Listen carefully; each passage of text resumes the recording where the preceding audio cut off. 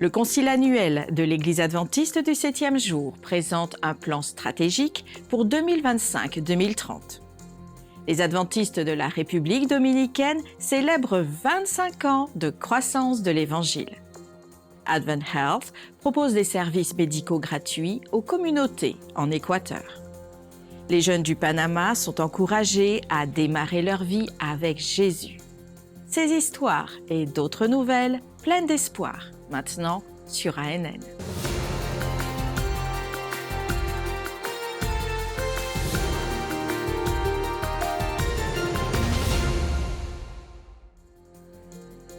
Les dirigeants adventistes ont présenté le plan stratégique quinquennal pour 2025 à 2030 lors du Concile annuel de 2023, l'une des réunions administratives les plus importantes de l'Église adventiste du 7e jour. Sous le thème « Choisi pour la mission », les réunions se sont tenues du 5 au 11 octobre au siège mondial des adventistes du 7e jour à Silver Spring, dans le Maryland, aux États-Unis.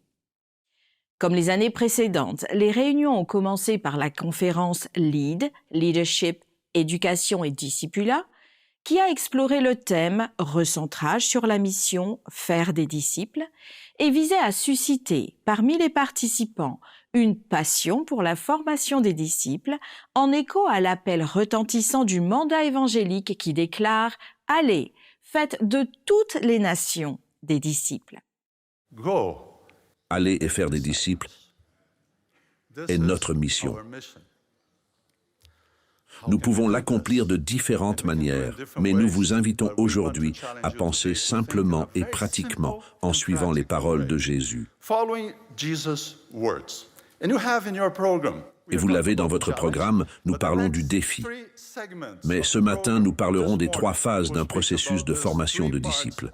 Le premier est l'appel, le deuxième est le parcours, et le troisième est la mission. Parce que Jésus a dit « Venez et suivez-moi, et je vous ferai pêcheurs d'hommes ». Le plan stratégique proposé pour guider le prochain quinquennat avant d'être officiellement adopté lors du Concile annuel 2024 portera le même nom, J'irai, et comporte 21 objectifs mesurables. Ces objectifs permettront aux membres et aux dirigeants du monde entier de comprendre clairement l'intention du plan. Il comprendra 4 priorités stratégiques. D'abord, une communion avec Dieu.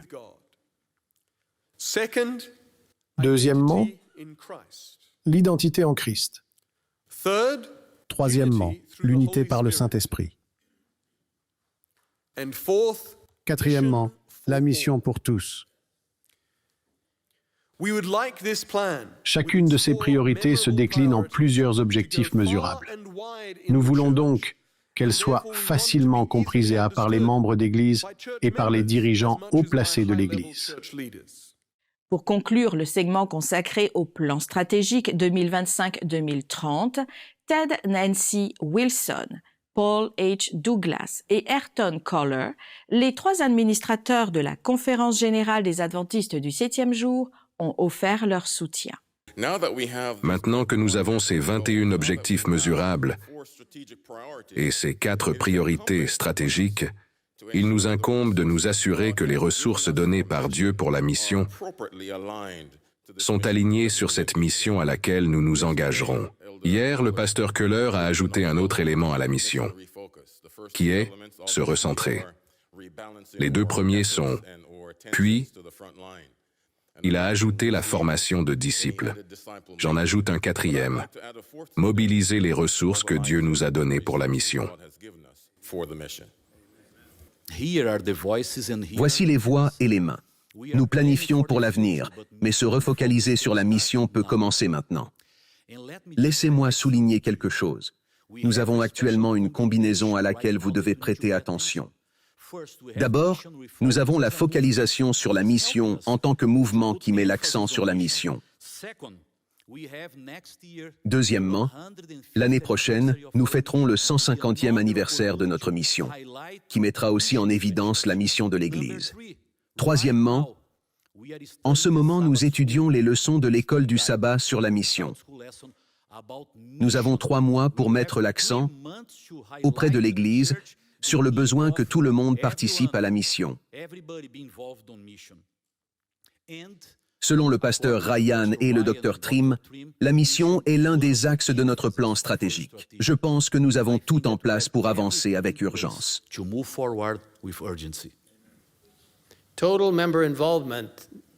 L'implication totale des membres, pasteur Ryan, est essentielle car Dieu ne demande pas à cette assemblée d'accomplir simplement la mission.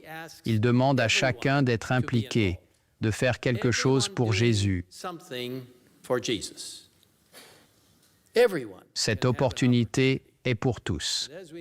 Alors que nous débutons notre concile annuel, vous entendrez à plusieurs reprises l'appel pour que tout le monde soit impliqué dans cette mission et dise « Oui, Seigneur, j'irai ».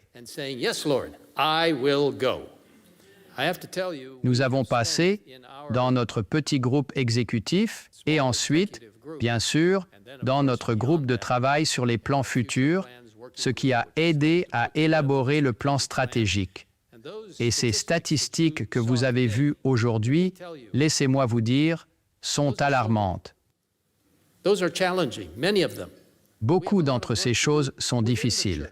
Nous avons beaucoup à faire au sein de l'Église afin de pouvoir partager ensuite à l'extérieur de l'Église. Mais nous tous pouvons faire partie de ce plan stratégique en disant « Oui, Seigneur, j'irai ». C'est pourquoi l'implication totale des membres, le ITM mondial, est si important. La semaine prochaine, nous partagerons d'autres moments marquants du concile annuel de l'Église adventiste du 7e jour. Plus de 1700 jeunes adventistes du Panama se sont réunis pour le premier congrès national de la jeunesse de l'Église. Les participants du Costa Rica, de la République dominicaine et de la Colombie ont également assisté au programme de 3 jours, intitulé en français « Redémarrer ». Arnold Cruz, pasteur adventiste de Floride aux États-Unis et conférencier principal de l'événement, a exhorté les jeunes à s'éveiller spirituellement et à accepter de vivre avec Jésus. Les programmes comprenaient des sessions générales et des séminaires sur le leadership et le discipulat. De plus, les jeunes se sont engagés dans des activités de service telles que le don de sang, la distribution de littérature et la prière et le soutien, tous deux proposés aux passants sur les places publiques et dans les rues de la ville.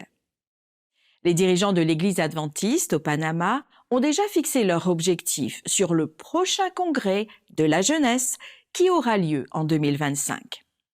Ils se sont réjouis de voir les jeunes s'engager envers Dieu, l'Église et la mission. La campagne d'évangélisation Hope for Africa, Espoir pour l'Afrique, s'est tenue à Nairobi, au Kenya. Pendant cette initiative, plus de 100 000 personnes ont été baptisées dans les régions du centre et l'est de l'Afrique. Noël Sibanda nous en dit plus.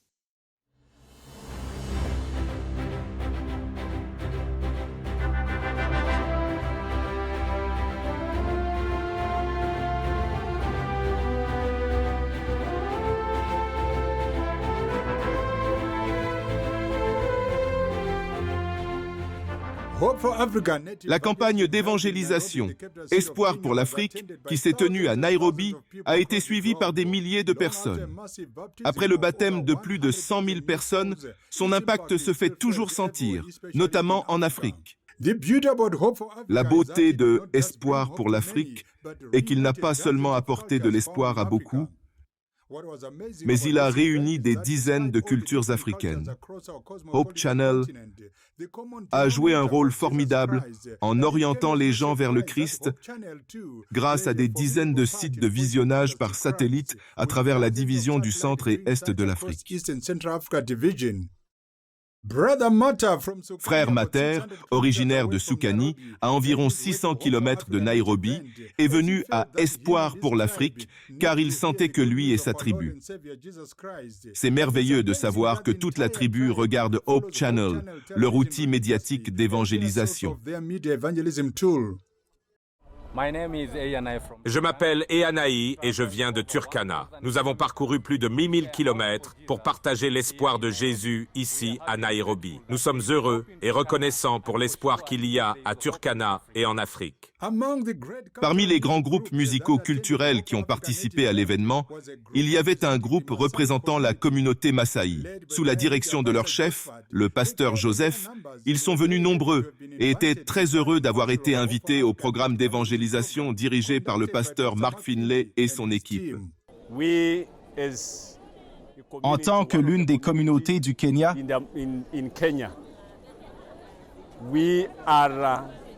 nous avons vraiment cet espoir en notre Seigneur. Nous sommes tellement contents d'être venus ici pour témoigner du lancement de cet événement. Nous sommes tellement enthousiasmés par le message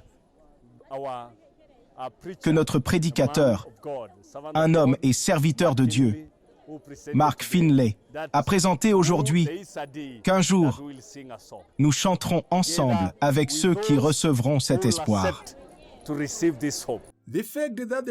Être invité et venir d'aussi loin que 350 km signifie beaucoup pour eux. Cette invitation leur a apporté de l'élan et un encouragement à croire qu'en effet, en Jésus, nous sommes un. Je m'appelle Adiana McClory de l'église adventiste du 7e jour Amparakoa. Notre groupe est la chorale adventiste Amparakoa. Nous sommes ravis d'être ici et heureux, en tant qu'une partie de la communauté Maasai, d'être impliqués dans la campagne Espoir pour l'Afrique. En réalité, même nous, les Maasai, aspirons à cet espoir. Nous venons de Magadi, l'extrémité la plus éloignée, à la frontière entre la Tanzanie et le Kenya. Nous sommes très contents et nous vous remercions de nous avoir impliqués dans ce programme. Les visiteurs étaient touchés d'avoir été invités à adorer pour la première fois de leur vie avec une si grande congrégation. Voir le pasteur Mark Finlay prêcher rendait l'expérience plus merveilleuse. C'était la première fois, disent-ils, qu'ils se sentaient autant bénis. Ce jour est le plus heureux de ma vie. Je ne savais pas que notre Église était si grande et que nous formions une grande famille. C'est la première fois que j'adore avec autant de gens et que je vois le pasteur Finlay prêcher. Tant d'humilité. Je suis si heureuse.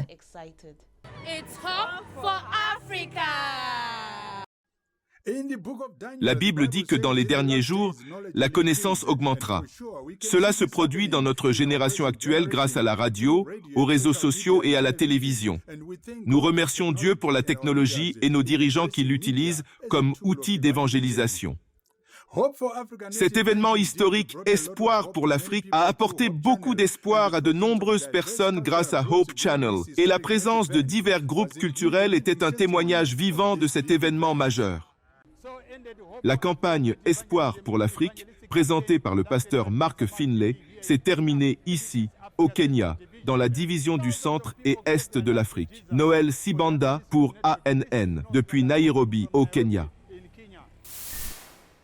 Advent Health a entrepris son premier voyage missionnaire en Équateur et offert des services médicaux aux communautés de Quito et Machachi dans la région nord du pays.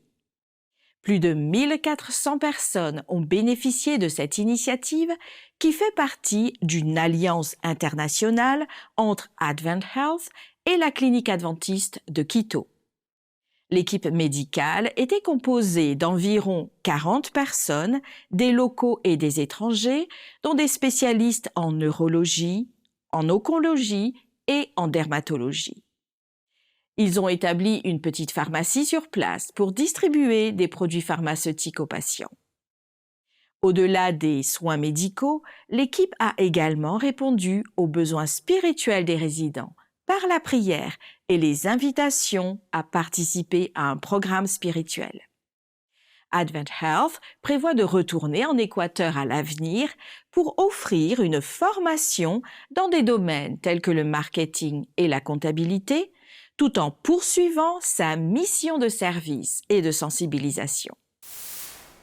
Cette semaine, dans la section « Un message spécial » du pasteur Ted Wilson, le président de la Conférence générale des Adventistes du 7e jour présente le chapitre 22 du livre missionnaire « La tragédie des siècles » écrit par Ellen White. Le pasteur Wilson relate l'histoire de William Miller et d'autres personnes qui ont étudié la chronologie des 2300 jours, qui est la plus longue prophétie de la Bible. Regardons une partie de son commentaire sur le chapitre intitulé « Prophéties accomplies ».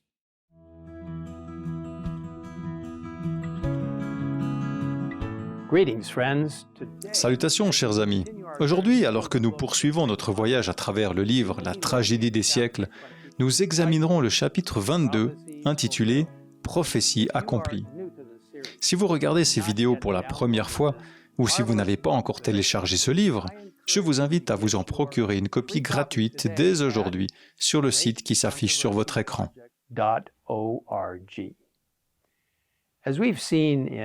Comme nous l'avons vu dans les chapitres précédents, un homme nommé William Miller, comme beaucoup d'autres dans le monde, étudiait avec diligence la Bible, en particulier les prophéties de Daniel. Sur la base de ces études bibliques, il est arrivé, comme beaucoup d'autres, à la conclusion que le Seigneur reviendrait bientôt et même que son retour était imminent. En étudiant la chronologie des 2300 jours, la plus longue prophétie de la Bible, ils se rendirent compte que la prophétie s'était accomplie avec précision jusqu'à ce moment-là. Ces messages hebdomadaires du pasteur Ted Wilson et d'autres vidéos peuvent être visionnés et partagés sur la page YouTube officielle de l'Église adventiste du 7e jour. Après la pause, nous serons de retour avec plus de bonnes nouvelles sur ce que Dieu accomplit à travers les chrétiens fidèles du monde entier.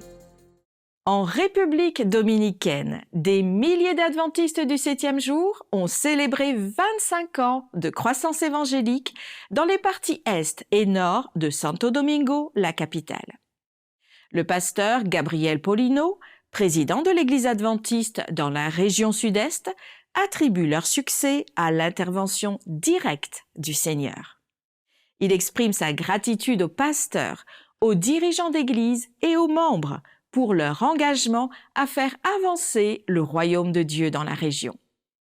La célébration de cette croissance a conduit à la construction de nouvelles églises avec des projets de construire davantage grâce au soutien des volontaires de Maranatha International, un ministère américain qui construit des églises en République dominicaine depuis 1992. Don Noble, président des volontaires de Maranatha International, a annoncé des plans pour construire des dizaines d'autres églises dans les 2 prochaines années pour la gloire de Dieu. En préparation de la célébration du 25e anniversaire dans la région, plus de 40 campagnes évangéliques ont été organisées, ce qui a permis à plus de 1500 nouveaux membres de rejoindre l'Église. Seya Pen, un membre laïque adventiste au Cambodge, diffuse le message de Jésus à travers son entreprise de tourisme en motocross près d'un grand complexe de temples bouddhistes à Siem Reap. Son entreprise est pour lui un moyen d'entrer en relation avec des personnes qui ne s'intéressent généralement pas au christianisme, y compris celles qui ont une vision négative des chrétiens. Les visites guidées de Seya offrent une expérience unique au-delà des balades à moto. Son dévouement infaillible et son éthique de travail solide lui ont permis de construire une entreprise qui correspond à ses croyances et d'établir des liens significatifs avec des clients intéressés. L'histoire de Seya inspire l'espoir et l'unité à Siem Reap et montre comment la foi et la compassion peuvent prospérer dans le contexte culturel du Cambodge, transcendant les frontières nationales et les différences religieuses. L'école de médecine de l'Université de Loma Linda a annoncé un nouveau partenariat avec Advent Health. Tom Johnson partage avec nous cette information. La division de la Floride centrale devient une destination pour une formation médicale de renommée mondiale grâce au partenariat avec l'école de médecine de Loma Linda. L'école californienne travaille avec nous pour créer un nouveau campus régional à Advent Health Orlando. L'accord permet aux étudiants en médecine de Loma Linda de faire leur rotation clinique ici. Le campus peut accueillir jusqu'à 100 étudiants en médecine par an. Le premier groupe est attendu à l'automne prochain au nouveau campus Advent Health de l'école de médecine de Loma Linda, à Orlando. Plus de 200 personnes se sont réunies à Adventures à Miago, Iloilo, aux Philippines, pour célébrer le 30e anniversaire et la réunion du mouvement des 1000 missionnaires dans la région centrale des Philippines. Cet événement visait à raviver le zèle et l'engagement des missionnaires envers la mission. Il s'est étendu sur 3 jours et comprenait diverses activités axées sur le thème « L'Évangile pour tous, hier, aujourd'hui et demain ». Les participants ont pris part à des moments de méditation, des conférences inspirantes, des activités de survie et de réveil, des performances lors d'une soirée talent et même une activité pour planter des arbres. Ces expériences avaient pour but de favoriser le développement personnel des missionnaires et de revitaliser leur engagement envers la mission. Cet anniversaire et cette réunion ont offert aux missionnaires une occasion importante de réfléchir à leur parcours, de partager des témoignages et de réaffirmer leur volonté de répandre l'Évangile. Le 3 octobre, Hope Channel a lancé son nouveau programme Hope at Night. L'émission de fin de soirée cherche à répondre à des questions stimulantes à travers des interviews de personnes réelles ayant des histoires de vie incroyables à partager. Hope at Night accueille un public en direct qui représente à la fois les téléspectateurs en ligne et télévisuels pour un enregistrement spécial de 7 jours. Plusieurs participants ont indiqué que la série les avait amenés à s'engager ou à se réengager dans leur relation avec Dieu, et plusieurs autres étaient intéressés par des études bibliques approfondies. Anil Kanda, l'animateur de Hope at Night, a décrit l'émission comme une entreprise d'évangélisation créative qui utilise des discussions et des entretiens pour présenter des croyances bibliques importantes à un public diversifié. L'émission conclut chaque épisode par une invitation aux téléspectateurs à chercher Dieu et à découvrir la vérité. Pour plus d'informations sur Hope at Night et ses histoires de transformation, visitez le site officiel de Hope Channel sur hopetv.org. La mission adventiste nous raconte l'histoire de David, un garçon camerounais qui depuis 8 ans partage sa nourriture avec ses camarades d'école. Il est heureux de suivre les conseils de Jésus. Il y a plus de bonheur à donner qu'à recevoir. Une partie de l'offrande du 13e sabbat de ce trimestre aidera à construire une école adventiste du 7e jour au Cameroun où les enfants apprendront la joie de partager les bénédictions de Dieu avec les autres. À 6 heures du matin, David est habillé et prêt à quitter la maison pour se rendre au jardin d'enfants. Sa mère lui tend son sac à dos, rempli de manuels scolaires, de papier, de crayons et surtout d'un petit déjeuner. Le petit déjeuner était un délicieux morceau de pain. Le jardin d'enfants commence à 7 heures. Après quelques leçons, c'est enfin l'heure du petit déjeuner. David sortit avec empressement le pain de son sac à dos. Il avait faim. Alors qu'il se prépare à manger, un petit garçon assis à côté de lui prend la parole. « Veux-tu partager avec moi ?» a-t-il demandé. David s'aperçoit que le garçon n'a pas de pain. Sa mère n'avait pas préparé le petit déjeuner pour lui. David arrache un morceau de son pain. « Voilà !» a-t-il dit. Alors que le garçon acceptait le pain, un autre s'est approché. « Tu veux partager avec moi aussi ?» demande-t-il. David voit que cet autre garçonnet n'a pas de pain non plus. Sa mère ne lui avait pas préparé le petit déjeuner. David arracha un autre morceau de pain. Il lui dit « Voilà pour toi ». Puis, un troisième garçon s'est approché également. David a tout de suite deviné ce qu'il voulait. Il vit que le garçon n'avait pas pris de petit déjeuner et qu'il devait avoir faim. Bien sûr, le garçon avait une question à poser. « Veux-tu partager avec moi aussi ?» a-t-il demandé.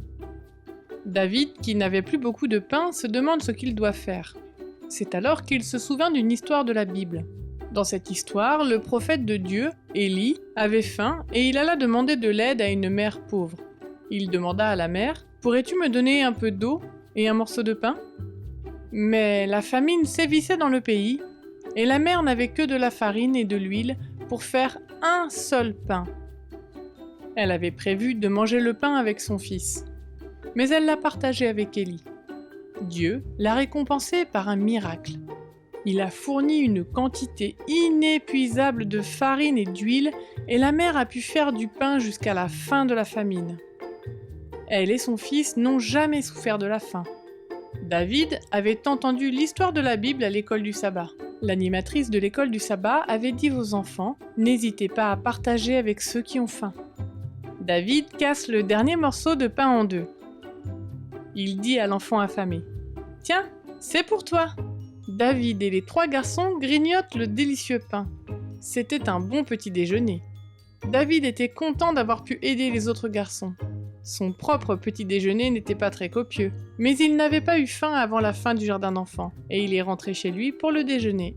Le lendemain, la même chose se produisit. Lorsque David a sorti son pain pour le petit déjeuner, d'autres garçons lui ont demandé de partager. David partagea une fois de plus, et à nouveau il éprouva de la joie. Après cela, les enfants demandèrent à David de partager son petit déjeuner tous les jours. Aujourd'hui, David a 13 ans et cela fait 8 ans qu'il partage sa nourriture. Sa gentillesse a surpris certains de ses camarades de classe qui lui ont demandé « Pourquoi partages-tu » David aime leur raconter l'histoire de Jésus qui a partagé de la nourriture avec une foule de milliers de personnes. « Je veux aussi partager, comme Jésus », dit David. La générosité de David a exercé une bonne influence sur ses camarades de classe. Lorsqu'ils l'ont vu partager sa nourriture, ils ont également commencé à partager leur nourriture avec ceux qui n'en avaient pas. « Parfois, j'ai faim parce que je partage ma nourriture avec plusieurs, » dit-il. « Mais je suis si heureux parce que je veux suivre l'exemple de Jésus. Je crois que je partage la lumière de Jésus avec mes amis. » Une partie de l'offrande du 13e sabbat de ce trimestre contribuera à l'ouverture d'une école adventiste du 7e jour dans le pays d'origine de David, le Cameroun, où les enfants pourront apprendre la joie de partager les bénédictions de Dieu avec les autres. Merci d'avoir suivi ANN. Rejoignez-nous la semaine prochaine pour plus de nouvelles du siège de l'Église adventiste du 7e jour. Saviez-vous que l'Église adventiste du 7e jour a une chaîne YouTube où vous pouvez regarder ANN Vidéo, ANN in Depth et plein d'autres vidéos étonnantes sur la prophétie, la santé et l'étude de la Bible. Cliquez sur le bouton « S'abonner » pour ne jamais manquer une nouvelle vidéo. Vous pouvez également nous laisser un commentaire ou un sujet de prière car une équipe prie pour vous 24 heures sur 24 et 7 jours sur 7. Avant de nous quitter, voici une bonne nouvelle tirée du livre de Ésaïe au chapitre 43 et au verset 1. « Ne crains rien, car je te rachète. Je t'appelle par ton nom. Tu es à moi. » Ainsi s'achève notre programme de cette semaine. N'oubliez pas, vous pouvez toujours visiter adventiste.news/fr pour des nouvelles quotidiennes et des vidéos. À la semaine prochaine pour d'autres nouvelles de foi, d'amour et d'espérance. Que Dieu vous bénisse.